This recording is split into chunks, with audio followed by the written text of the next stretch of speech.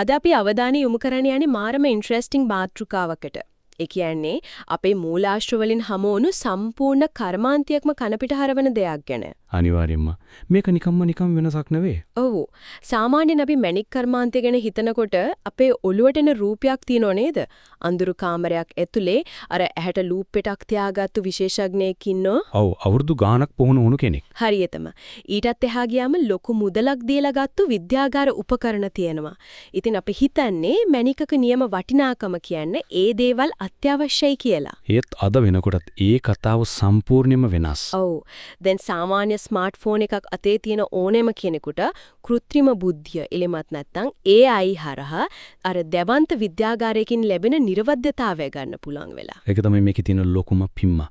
අද අපේ මේ ගැඹුරු විමර්ශනයේ පදනම් වෙන්නේ Sun Moon Base සහ KMS GEMS Laboratory කියන මූලාශ්‍ර වලින් අපිට ලැබුණු තොරතුරු. මේකින් අපි බලාපොරොත්තු වෙන්නේ AI තාක්ෂණය කොහොමද මේ සාම්ප්‍රදායික මැණික් වෙළඳාම වෙනස් කරන්නේ කියලා බලන්න.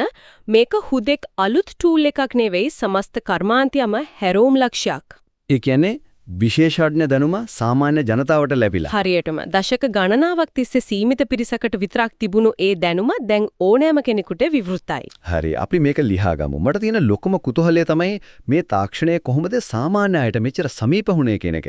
ගොඩාක් අය හිතන්නේ AI කිව්වම ඔව් අර ලොකු සර්වර්ස් ඕනේ, ෆෝන් එකට ලොකු ඇප් එකක් ඩවුන්ලෝඩ් කරන්න ඕනේ කියලානේ. හැබැයි මේ මූලාශ්‍රවල පැහැදිලිව තියෙනවා කිසිම ඇප් එකක් ඕනේ නැහැ කියලා. කිසිම ඇප් එකක් නැහැ. තමයි මේ ෆෝන් එකේ හරි ටැබ්ලට් එකේ හරි බ්‍රවුසරෙන් කෙලින්ම මේකට යන්න පුළුවන්. නිකන් හිතන්න ලංකාවේ පතලක් ළඟ ඉන්න කෙනෙකුට මේක කොච්චර ලොකු පහසුවක්ද? ඒක ලොකු වාසියක්. ඒ වගේම මේකේ තියෙන අර 40x zoom පහසුකම සාමාන්‍ය ලූප් එකකින් බලනවට වඩා ගොඩක් පැහැදිලිව සියුම් තොරතුරු පේනවා. ඔව්. ඊටත් වඩා විශේෂම දේ තමයි රියල් ටයිම් සීරීම් අඳුර ගන්න එක. කැමරාවට මේනික අල්ලනකොට මේ මොහොතේව ස්ක්‍රීන් එකේ පෙන්නනව මතු පිට තියෙන ඩැමේජ් එක. ඔතනදී තමයි අපි මේකේ විද්‍යාත්මක පසුබිම ගැන කතා කරන්න ඕනේ. මේක පිටිපස්සේ තියෙන්නේ කම්පියුටර් විෂන් කියන තාක්ෂණය. ඒ කියන්නේ පරිගණක දෘෂ්ටිය. ඔව්. දැන් සාමාන්‍යයෙන් දක්ෂ මිනිස් ඇසකට උනත් එකවරකදී අවධානය යොමු කරන්න පුළුවන් ප්‍රමාණයක් තියෙනවනේ. මැණික් පොලක වගේ කලබලකාරී තැනකදී ඇහැ වෙහෙසටපත් වෙන්න පුළුවන්. ඒක ඇත්ත. නමුත් මේ AI පද්ධතිය එක තත්පරයකටත් අඩු කාලයකදී දෘශ්‍ය ලක්ෂණ 47ක් එකවර විශ්ලේෂණය කරනවා.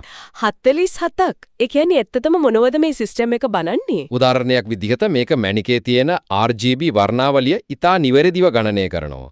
අපිට පේන පාටට වඩා එහා ගියපු ගණිතමය වටිනාකමක් එතන තියෙනවා. ඒ වගේම ඇතුලේ තියෙන පළුදු එමත් නැත්නම් ඉන්ක්ලූෂන්ස් පිහිටලා තියෙන විදිහ, කපලා තියෙන කෝණවල නිර්වද්‍යතාවය සහ මතු පිට දිලිසීම. අර ලස්ටර් එක හරියටම මේ හැම දෙයක්ම එකවර බරනවා.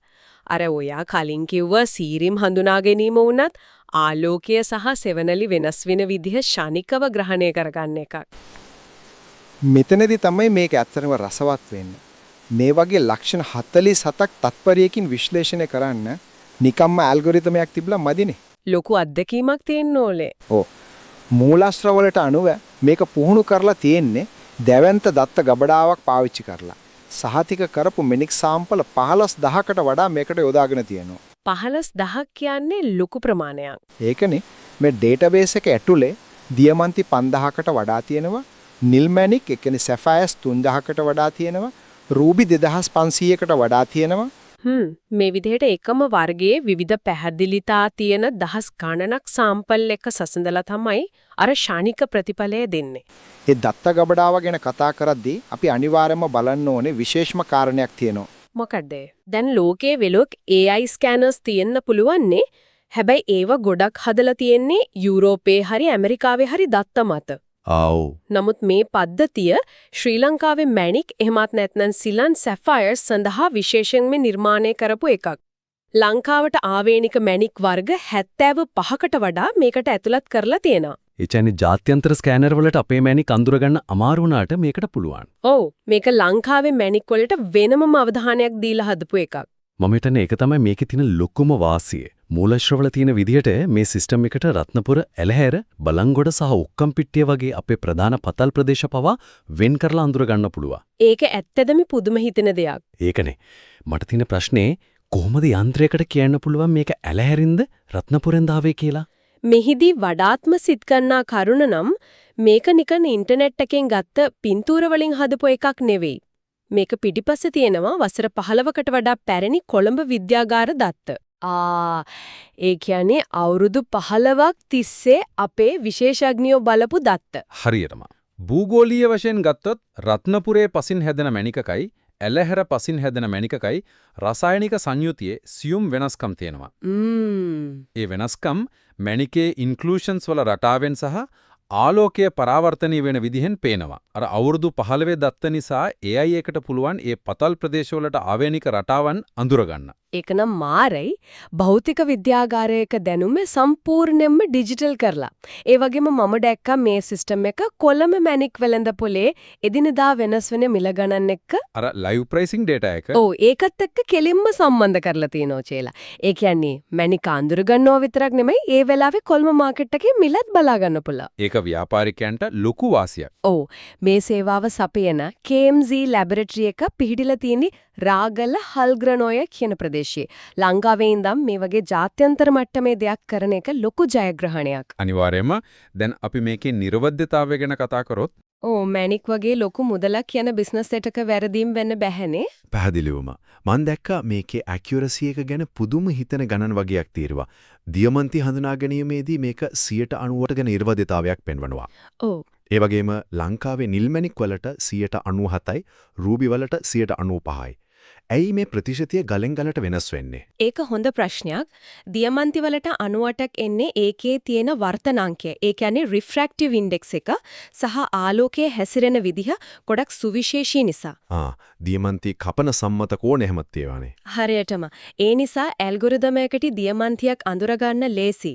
හැබැයි නිල් මැණික් සහ රූබි ගත්තොත් ඒවායේ වර්ණ කලාප තියෙනවා, විවිධ ඉන්ක්ලූෂන්ස් තියෙනවා. ඒ සංකීර්ණත්වය නිසා තමයි අර ප්‍රතිශතය ටිකක් අඩු වෙන්නේ. ඔව් හැබැයි මේ ගණන් ඊටමත් ඉහළයි. අද තියල තත්ත්වය අනුව මේ AI එක මධ්‍යම මට්ටමේ මැණික් විද්‍යාඥයෙකුට සමාන කරන්න පුළුවන්. ඒතකොට දැන් කාලේ ගොඩක් මැණික් වලක විවිධ ප්‍රතිකාර ක්‍රම කරනවනේ. මේ AI එකට පුළුවන් ද ඒ ට්‍රීට්මන්ට්ස් අඳුර ගන්න? පුළුවන්. සාමාන්‍ය මට්ටමේ පරීක්ෂා කිරීම වලදී මේක ගොඩක් ඉස්සරහින් ඉන්නවා. උදාහරණයක් විදිහට heat treatments සහ fracture filling වගේ ප්‍රතිකාර ක්‍රම 15කට වඩා අඳුරගන්න මේකට පුළුවන්. ඒ වගේම විද්‍යාගාර තුල හදපු කෘත්‍රිම මැණික් ඒවයේ තියෙන අසාමාන්‍ය පරිපූර්ණත්වය හරහා වෙන් කරලා අඳුරගන්නත් පුළුවන්. ඒ කියන්නේ ඉස්සරහට මැණික් බලන්න මිනිස්සු ඕනෙ වෙන්න එකක් නැති වේද? සාම්ප්‍රදායික විශේෂඥාව අයින් කරනවද මේකෙන්? නෑ කොහෙත්ම නෑ. මෙතන පැහැදිලි සීමාවන් තියෙනවා. ඊටා සංකීර්ණ විදිහට වෙනස් කරපු මැණික් සහ ගොඩක් වටිනාකමක් තියෙන දුර්ලභ මැණික් තක්සේරු කරද්දී තවමත් මිනිස් විශේෂඥයන් ඕනේ. ඒ වගේ වෙලාවට අර ස්පෙක්ට්‍රොස්කෝපි වගේ උපකරණ ඕන වෙනව නේද? අනිවාර්යෙන්ම. ඒ නිසා කර්මාන්තයේ මේ AI තාක්ෂණය දකින්නේ මූලික පෙරහනක් විදිහට. ඒ කියන්නේ ඉනිෂල් ස්ක්‍රීනින් එකක්. පළමු අධීරයේදී අනවශ්‍ය දේවල් අයින් කරලා ඇත්තටම වටින ඒවා විතරක් විශේෂඥයෙක්ට යවනවා. හරියටම. ඒකෙන් කාලය ගොඩක් ඉතිරි වෙනවා. AI කියන්නේ මිනිසුන්ගේ වැඩ පහසු කරන මෙවලමක්. මේකේ ප්‍රායෝගික භාවිතය ගැන කතා කරද්දී මම ගොඩක්ම පුදුම කළේ මේකේ මිල. ඒක ගොඩක් විශේෂයි. සාමාන්‍යයෙන් මේ වගේ ලොකු ඩේටාබේස් එකක් තියෙන AI tool එකක් පාවිච්චි කරන්න ලොකු ගාණක් ගෙවන්න ඕනේනේ. ඒත් මේ පද්ධතියේ මූලික සංස්කරණය සම්පූර්ණයෙන්ම නොමිලේ. කිසිම ගාස්තුවක් නැහැ. free forever කියන සංකල්පයේ යටතේ ක්‍රෙඩිට් කාඩ් විස්තරවත් දෙන්නේ නැතුව ඕනෑම කෙනෙකුට පාවිච්චි කරන්න පුළුවන්. අර මැණික් හඳුනා ගැනීම, වෙළඳපොළ වටිනාකම බැලීම වගේ දේවල් නොමිලේම ලැබෙනවා. අපි මේ විශාල චිත්‍රයට සම්බන්ධ කළා. මේ බලපෑම ගොඩක් දුරට යනවා. හිතලා බලන්න මැණික් තොග වශයෙන් තියාගෙන ඉන්න කෙනෙක් ගැන. ඉන්වෙන්ටරි එක. තමන්ගේ ළඟ තියෙන සම්පූර්ණ එකතුර ඩිජිටල් විදිහට එකම තැනක ගබඩා කරලා තියාගන්න පුළුවන්. ඒ වගේම සාධාරණ මිල ගණන් කේවල් කරන්න මේකෙන් ලොකු සපෝට් එකක් ලැබෙනවා. ඒක ඇත්ත. ගනුදෙනුවක් වෙද්දී දෙගොල්ලන්ටම පදලමක් ඇතුව කතා කරන්න පුළුවන් මාකට් එකේ මිල ගැන. හරියටම. ඒ වගේම කවුරු හරි වෘත්තීය මට්ටමින් මේට කරනවා නම් සහතික පත්නිකුත් කරන්න, අපනයනලිය කේවිලි හදන්න වගේ දේවල් වලට මාසකට $9.99කින් පටන් ගන්න පැකේජයක් තියෙනවා. ඩොලර් 10ක් වගේ මුදලකට මේ පහසුකම් ලැබෙන එක ලොකු දෙයක්. ව්‍යාපාරිකයන්ගේ ලොකු රස්තියාදුවක් නැති වෙනවා. ඒ වගේම තවත් දෙයක් තමයි මේක මැණික් විද්‍යාව ඉගෙන ගන්න අයට කදිම ඉන්ටරැක්ටිව් ලර්නින් ටූල් එකක්. ඒ කියන්නේ ඉගෙන ගන්න ළමයින්ට.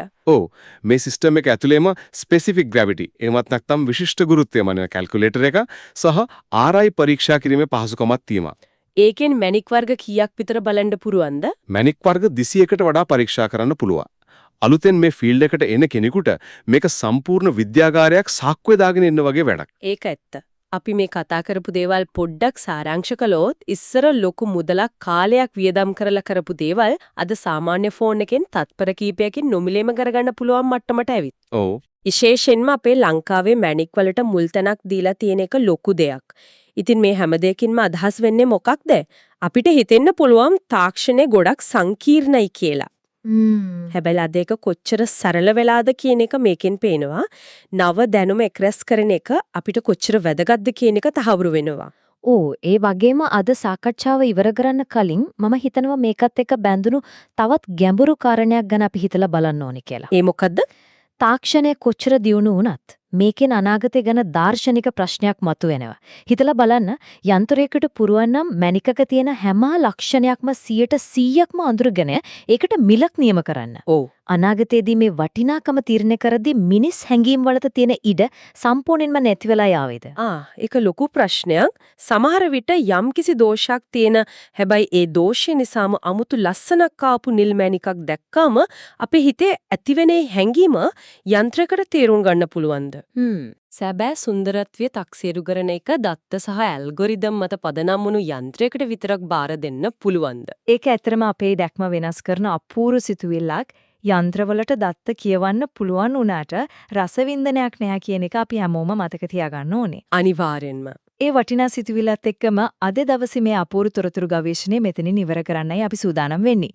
තාක්ෂණයෙන් ප්‍රයෝජන ගන්න ගමන්ම අපි මනුෂ්‍යත්වයේ සහ රසවින්දනයත් අපි ආරක්ෂා කරගමු. අදත් අපිත් එක්ක එකතු වුණාට බොහොම ස්තුතියි. යලිත් හමු වෙමු.